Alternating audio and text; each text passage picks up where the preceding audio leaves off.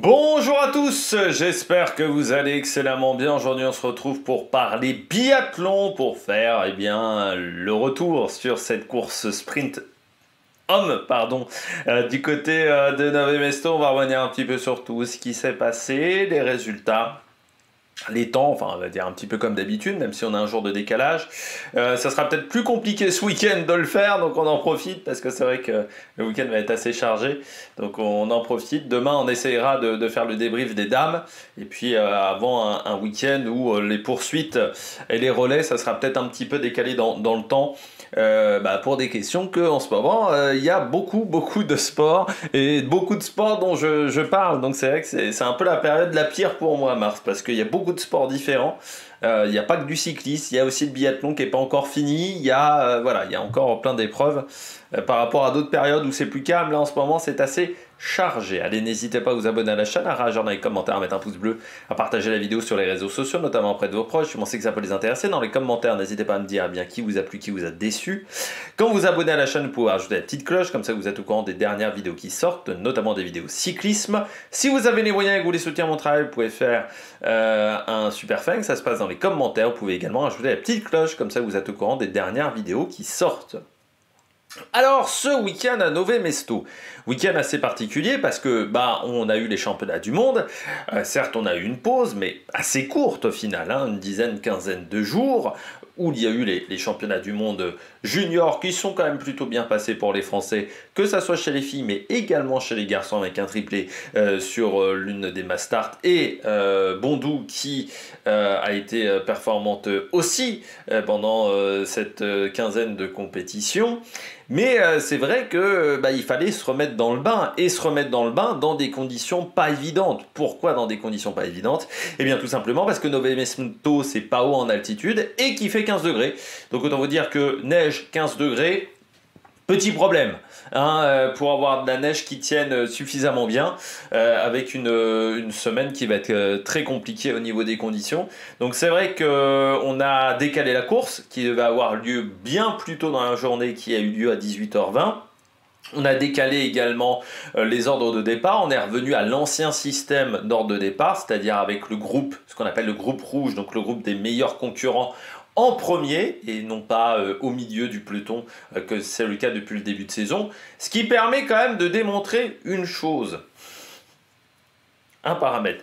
Quand certains disaient oui, la réalisation elle est en difficulté parce que c'est avec les nouveaux systèmes de départ.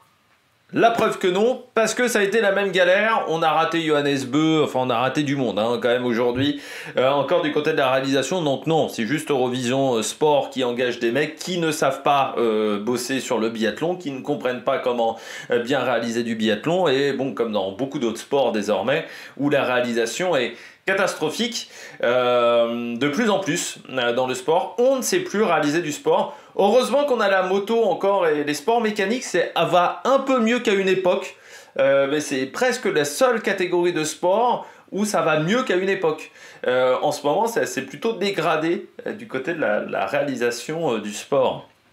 J'étais content même, j'ai oublié de vous le dire, quand il y a eu le trophée Olegwulia, il y a eu de l'écran splitté. Bon, ça servait pas à grand chose quand ils l'ont foutu, mais au moins ils ont réussi à trouver la touche de l'écran splitté.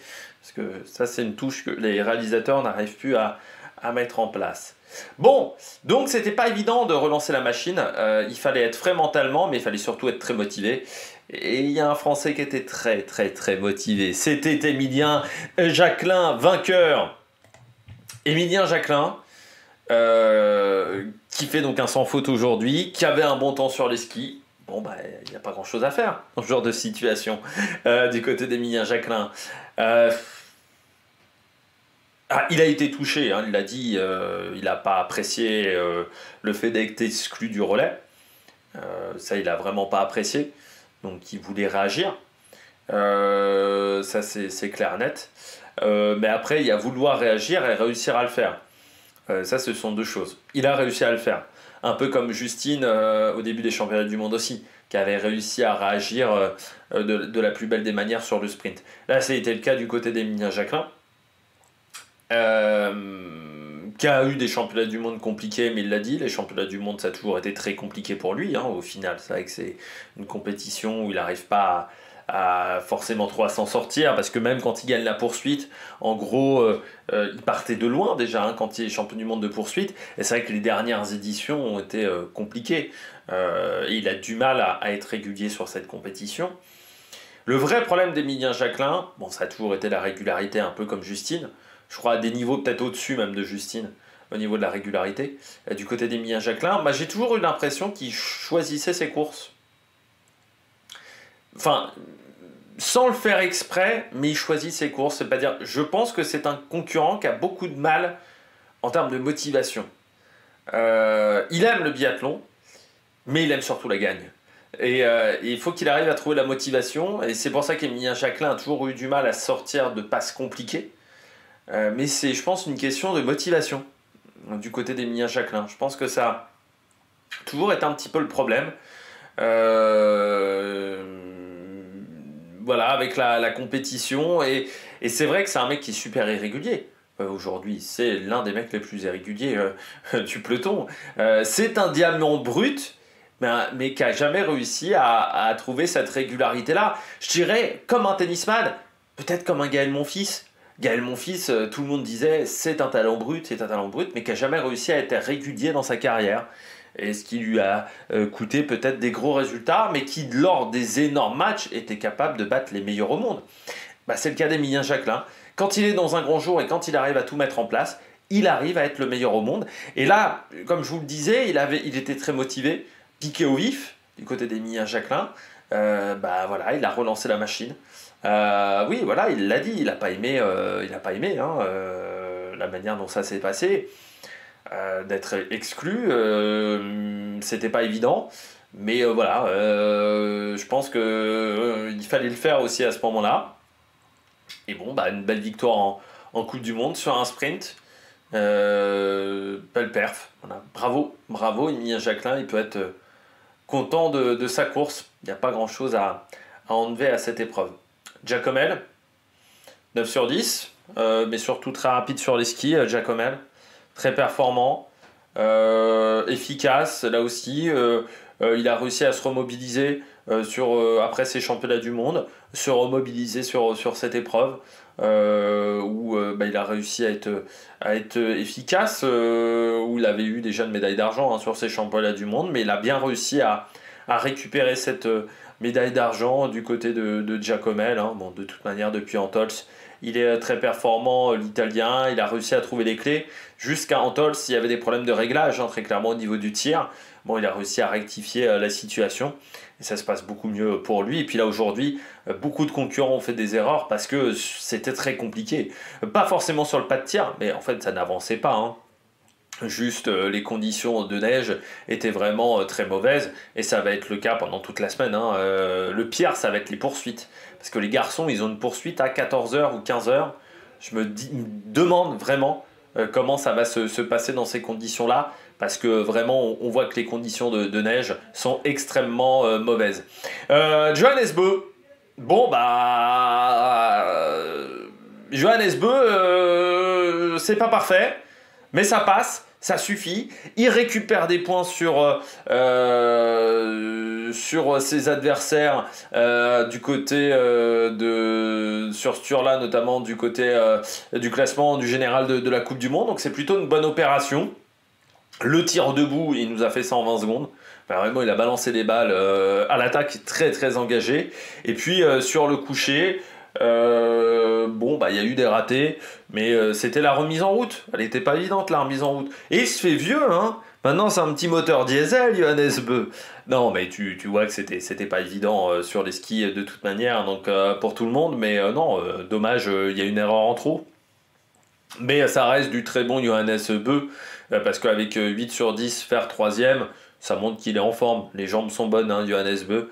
Les jambes sont là. Il a plutôt bien fini les championnats du monde.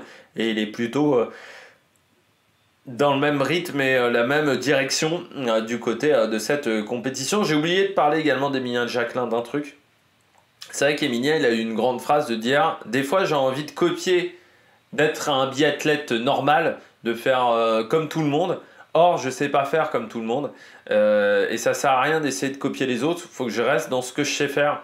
Et même si ce n'est pas parfait, même si les autres font parfois des choses qui sont meilleures, j'arrive pas à les appliquer. En fait, quand j'essaye de copier les autres, je suis pas naturel. Et quand je suis pas naturel, je fais pas du bon biathlon. En réalité, c'est ce qu'il a dit un petit peu. Et je pense que oui, il avait voulu à une époque faire des tirs plus lents, c'est de faire des tirs très très posés, ce qui ne marchait absolument pas. Il a essayé plein de choses, hein. Émilien Jacquelin, je crois que le mieux c'est qu'il fasse comme il le sent. C'est un coureur d'instinct, je pense, Émilien Jacquelin. Et il faut qu'il se serve au maximum de son instinct, que ça soit en course, mais également à l'entraînement. Donc voilà, oui, Johannes Bö, les skis, ça marche bien, hein, au niveau des jambes, là pas de souci, il bat les autres Norvégiens. Au niveau des temps de ski, plutôt en forme, donc voilà, un 8 sur 10 aujourd'hui, pas de souci, puis podium. Voilà, surtout. Donc, certes, la course n'est pas parfaite, mais je pense qu'il va se contenter de ce podium. Puis Nové Mesto, c'est un terrain qu'il aime bien, hein, dans les terrains de compétition. Éric Perrault, 9 sur 10, bah, lui, il a redémarré sur les mêmes bases, hein, qu'au championnat du monde. Il avait plutôt très bien fini, hein, sur les championnats du monde. Bon, bah, il est reparti également sur des très très grosses bases sur cette compétition à Nové Mesto. Les cheveux n'ont pas encore totalement repoussé, hein, pour Éric Perrault, hein. Ça repousse un peu, mais ça reste compliqué. Après, en une quinzaine de jours, ça n'a pas vraiment repoussé énormément du côté d'Éric Perrault. Mais oui, bah, il est... lui aussi, lui, il est plus régulier, hein, que Giacomel. Mais en gros, depuis le début d'année, il fait quasiment pas d'erreur, hein. Éric Perrault, sur le tiers, c'est du costaud. Il y a eu assez peu de grosses craquantes, hein, du côté d'Éric Perrault. Donc il est sur la même lignée que les autres épreuves. Avec un dossard 1, c'était pas facile, parce que c'est vrai que depuis le début de saison, bah, ils ont plutôt l'habitude d'avoir des repères, des temps de passage. Lui n'en avait aucun. C'est peut-être ce qui lui manque dans le dernier tour, même, hein, de ne pas avoir ces temps de repères par rapport à Jacquelin, par rapport à Giacomel, par rapport à Johannes. Il a dû faire à l'aveugle, mais il s'en est extrêmement bien sorti, donc bravo à lui, belle quatrième place, et puis positionné pour la poursuite, parce qu'il faut quand même se dire que là, la poursuite va être extrêmement intéressante. Quand on voit le classement, le top 10, tout le monde est extrêmement serré. Stromsheim, Stromsheim commence à être de plus en plus important dans l'équipe de Norvège. Commence vraiment à se tailler une belle place. C'est vrai que moi j'avais critiqué, hein, le fait d'avoir mis Stromsheim au championnat du monde. Avant les championnats du monde, j'avais dit oui, je comprenais pas. Pour moi, Dalleux était peut-être une meilleure carte par rapport à sa vitesse sur les skis, pas par rapport à sa fiabilité sur le tir, mais je disais Stromsheim. Le problème, c'est que sur les skis, en ce moment, ça va pas très fort. Et sur le tir, bon, bah, faut voir ce que ça peut donner, mais faut pas qu'il fasse d'erreur.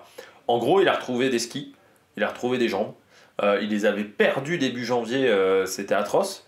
Là, il a retrouvé des bonnes jambes. Donc, il a vraiment des super temps de ski en ce moment, Stromsheim. Et puis après, bon, bah, le tir est correct. Donc, quand on arrive à aligner les deux, bah, ça fait des bonnes courses. Ça fait une cérémonie des fleurs. Donc, ils peuvent être contents. Et puis, j'espère des lignes. Bon, bah, sur les skis, il en manquait un petit peu.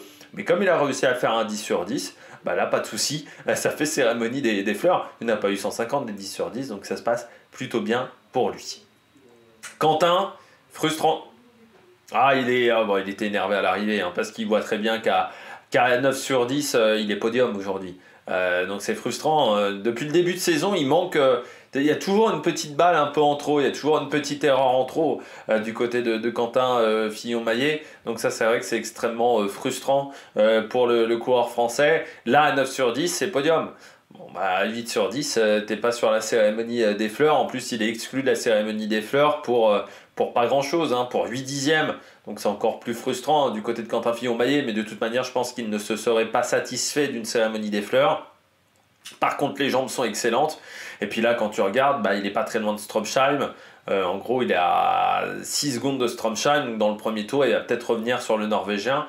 Ça peut être intéressant, hein. C'est vrai qu'il y a un bon petit paquet là, hein, quand tu vois entre Giacomel à 20 secondes et Quentin Fillon-Maillet et Emilien Claude, en gros, entre la deuxième et la place de Hardweg, bah, on est en 20 secondes, on se tient en 20 secondes, hein, donc ça va être très très serré cette poursuite.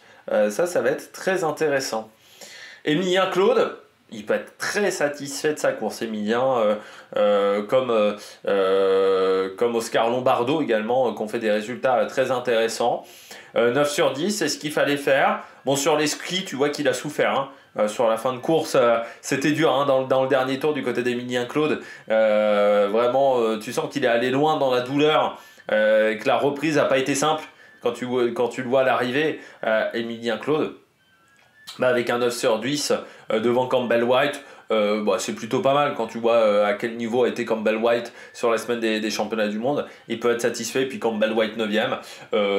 Oui, les jambes étaient un peu moins bonnes aujourd'hui, je pense pour Campbell White, peut-être des difficultés au niveau des skis, du côté des Américains aussi, et puis peut-être qu'il y avait des Américains malades aussi, donc peut-être qu'il y avait une petite forme pour Campbell White, mais avec un 10 sur 10, bon, bah, il fait le taf.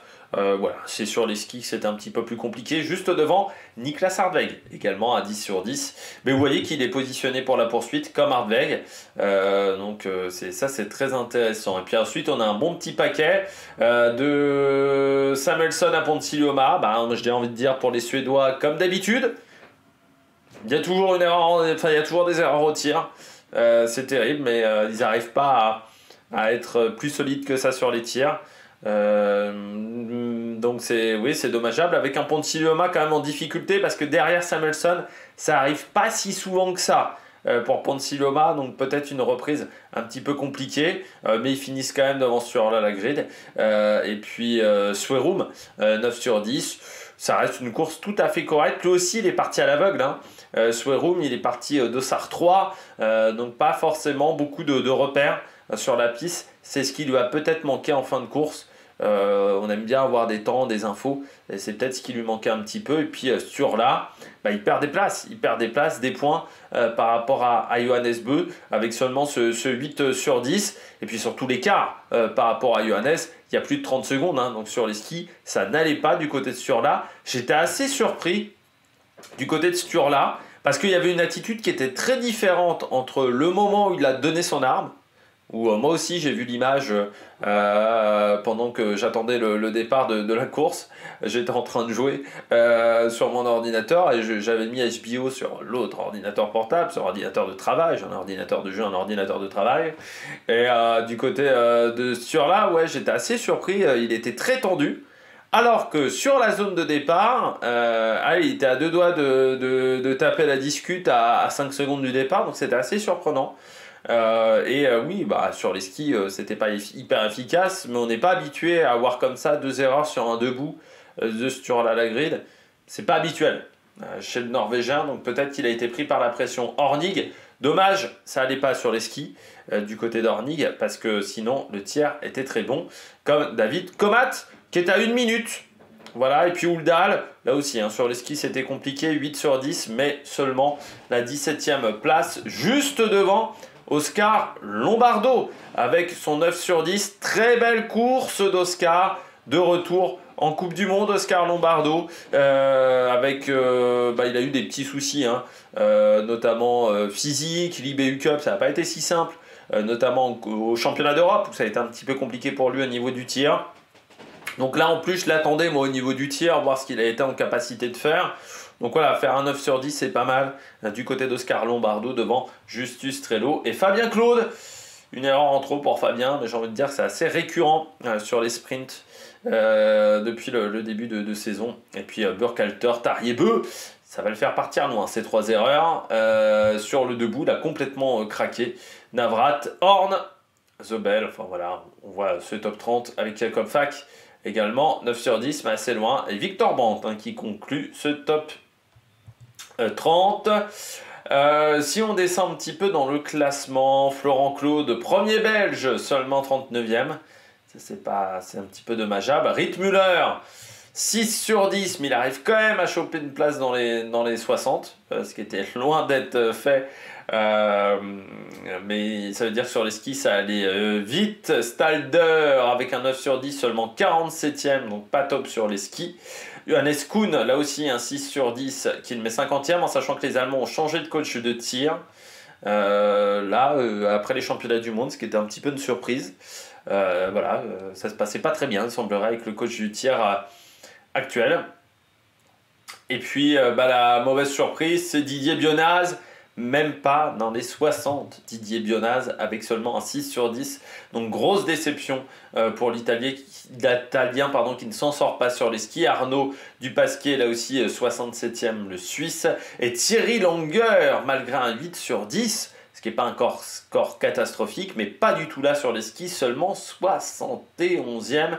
Il n'est pas à sa place du tout. Elias Zieni également, malgré un 9 sur 10, seulement 76e. Donc là, c'est des concurrents qui n'allaient pas fort sur les skis. Et puis pas mal de concurrents qui n'ont pas pris le départ. Du côté des temps de ski, Émilien Jacquelin, 6e temps de ski.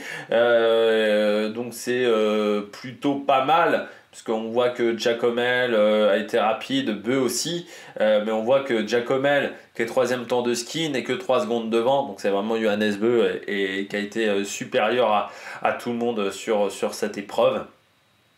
Giacomel plutôt pas mal, notamment au meilleur temps du dernier tour, il a très très bien fini, donc ça c'est plutôt pas mal du côté de Tommaso Giacomel. On voit également du côté d'Émilien Jacquelin que le temps de tir n'est pas si rapide que ça. Or c'est correct pour du Émilien Jacquelin, mais pour du debout c'est presque lent.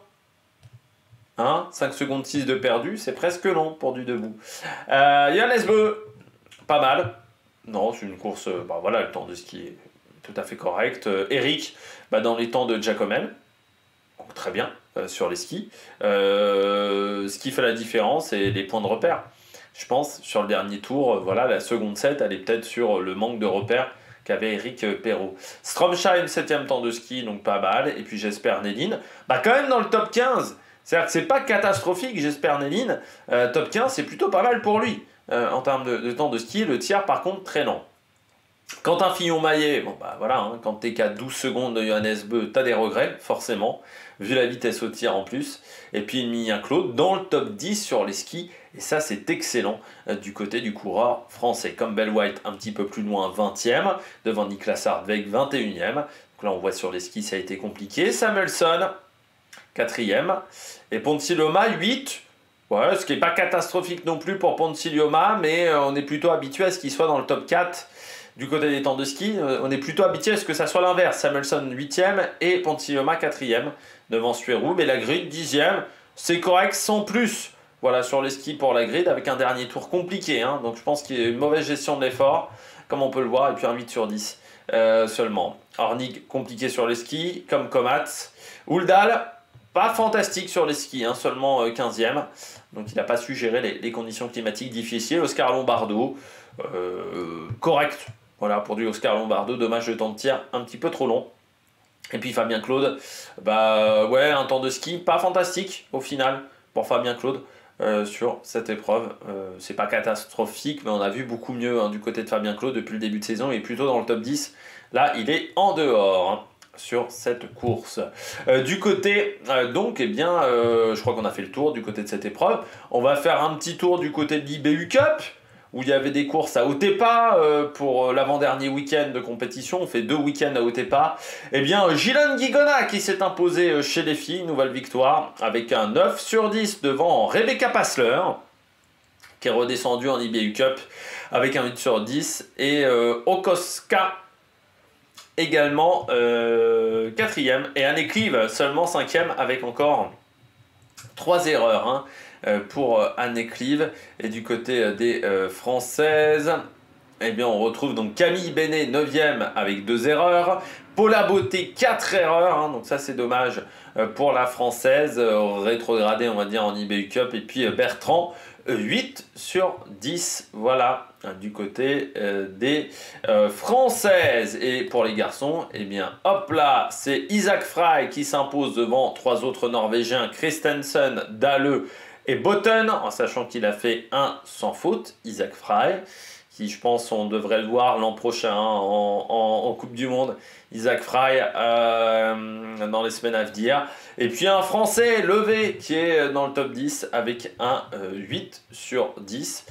Du côté des autres Français sur cette épreuve, Eh bien, on a Del Sola 28, Guiro Poyo 5 erreurs, c'est pas top, 23e et donc levé avec ses 2 erreurs qui fait 9e. Le reste de la semaine, c'est 2 Mastart, ça sera donc samedi, 2 poursuites pardon samedi et puis 2 Mastart dimanche. Voilà, au programme du Libiu Cup, avant un dernier week-end, où on aura 2 individuels courts pour démarrer, 2 sprints. Ensuite, qui seront les 2 dernières courses individuelles de la saison, ça sera le 14 mars, avant un relais mixte. Le 15, relais mixte simple et relais mixte classique. Voilà. Et puis on peut regarder les juniors, donc il y avait les championnats du monde qui clôturaient la saison avec les médailles. Eh bien, donc la France qui a fini en tête devant la Norvège avec 7 médailles, dont 6 titres. Et on a fini en tête du classement des juniors, des jeunes, pardon, avec 10 médailles. Et du côté des juniors, ça a été un peu plus compliqué. La Norvège nous est passée devant avec 4 titres. Voilà, du côté de cette épreuve. En paraski, eh bien, en ce moment, c'est une Coupe du Monde. Voilà, peut-être la dernière Coupe du Monde de l'année qui aura lieu à partir du 8 mars du côté du handisport. Et puis donc on rappelle en Coupe du Monde, donc le programme de ces championnes de cette Coupe du Monde de Nové Mesto. Poursuite, ça sera donc samedi avec la course garçon à 15h, ça va être dur. Et puis les relais, là aussi le relais homme à 14h, ça va être très compliqué vu les conditions de neige. Et puis ensuite on ira à Poljúka et on terminera à Oslo Holmenkollen. Donc on a 3 week-ends d'affilée avec du biathlon. J'espère que vous avez aimé cette vidéo. N'hésitez pas à vous abonner à la chaîne et à réagir dans les commentaires. Allez, ciao ciao sur la Mec Production.